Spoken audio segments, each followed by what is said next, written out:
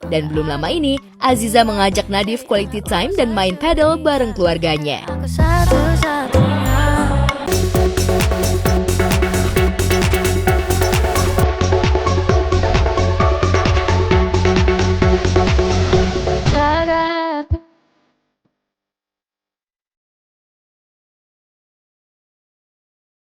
Aziza Salsa dan Pratama Arhan, mantan pasutri yang resmi cerai sejak 25 Agustus 2025, sudah sama-sama move on. Arhan mulai menikmati statusnya sebagai duda keren dan dikabarkan pacaran sama Inka Adesta. Aziza juga sudah berani go public dan pamer kemesraan bareng pacar barunya, Nadif Zahiruddin. Aziza bahkan sudah mengajak Nadif liburan bareng keluarganya ke Labuan Bajo. Dan belum lama ini, Aziza mengajak Nadif quality time dan main paddle bareng keluarganya. Bersama keluarga dan teman-teman. Kemarin itu kita baru semua family ya happy. Martabak. Ayah melihat sosok Nadif ini seperti apa? Kalau ayah ya. Coba tanya ke bapak saya ya, jangan nanya ke saya kan saya. Aziza hadir sebagai bintang tamu yang akan ikut pertandingan eksibisi. Oh, Nadif dia hadir sebagai peserta turnamen seperti yang lain. Barang antik nih berkelas, cantik. Aziza sudah go public dan mengenalkan Nadif kepada keluarganya. Apakah ini pertanda kalau hubungan Aziza Nadif serius dan siap berujung di pelaminan? Nanggepinnya sekarang udah lebih ke ya udah aja, orang mau apa ya udah aja, yang penting kita kan living the life, kita baik-baik aja semuanya, happy aja, living my best life juga. Kita harus hidup tuh terus berjalan, jadi kita harus menjalani hidupnya menuju ke depan dan ya move on. Kan nggak ada masalah, emang ada larangan Nadif main ke rumah saya? Kan nggak kan? Iya, orang berteman ya boleh-boleh aja kan, sah-sah saja orang berteman, masa dilarang-larang ya? Masak nasi dalam bambu, bakar kayu atas batu sa, kasih bye-bye. Namun kalah sama sang mantan istri, Aziza Salsa, yang sudah berani mengumbar kemesraan pacar barunya, Pratama Arhan juga pamer kebucinan, dapat bunga dan kartu ucapan cinta dari Inka Adesta usai dinyatakan lulus sidang skripsi. Anggota mau lapor ketua, kondisi lagi gacor ketua. For every step, big or small, you did more than enough. Proud of you, congrats sayang. Dicintai secara ugal-ugalan sama Inka, Arhan pun membalasnya secara all out. Demi sidang skripsinya, Arhan bahkan rela tampil beda dengan mengubah gaya rambutnya. Ada waktu tong sama-sama. Mohon, Sabar 12. sarang barangkali. Pemirsa, di tengah jadwal syuting yang padat, hari Minggu kemarin presenter Irfan Hakim masih menyempatkan waktu sejenak untuk menunjukkan kepeduliannya terhadap sesama. Dengan mendatangi rumah tak layak huni berukuran 3 x 6 meter dengan dinding bilik bambu dan nyaris roboh milik keluarga Pak Saparudin di Desa Cimekar, Kecamatan Cileunyi, Bandung yang sempat viral lantaran dihuni oleh 12 anggota keluarga. Irfan mengaku sangat prihatin begitu melihat langsung kondisi rumah Pak Sapar. Dari Bandung yang memang ikut mensupport renovasi rumahnya.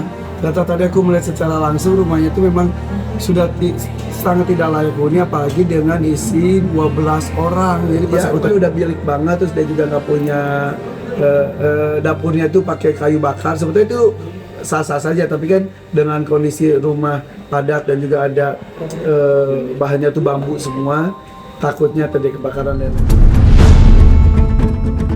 Kedatangan Irfan untuk mendukung Ali Syakib selaku Wakil Bupati Bandung yang akan melakukan renovasi pada rumah Pak Sapar.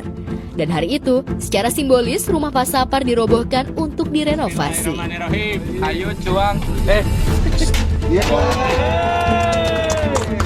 Kemarin sempat ramai juga di sosial media. Alhamdulillah ya, artinya dengan adanya sosial media juga kan kita artinya bisa, kitanya sebagai pemerintah juga bisa tahu apa yang terjadi. Makanya kadang-kadang setiap ketemu sama masyarakat, saya juga selalu mengatakan kepada masyarakat, khususnya Pak Kades, Pak Camat segala macam, kita harus terus berkomunikasi. Kenapa saya mengatakan seperti itu?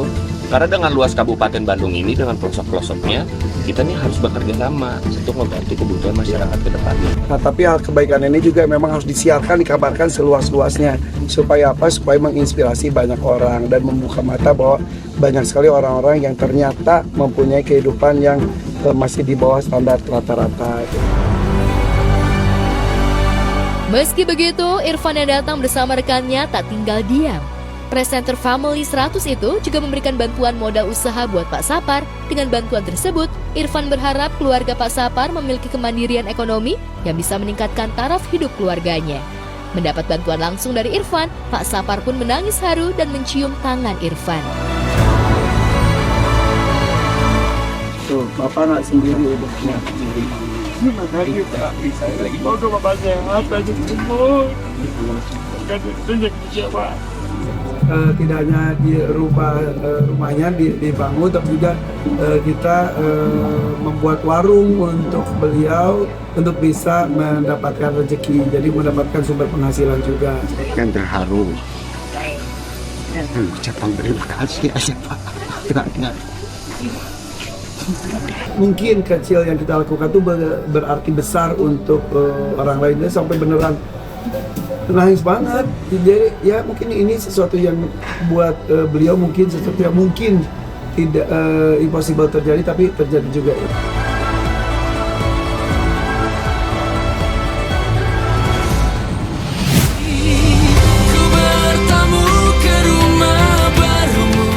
Satu bulan sudah, Vidi Aldiano meninggal dunia, tapi pusaranya tak pernah sepi peziarah dari berbagai daerah.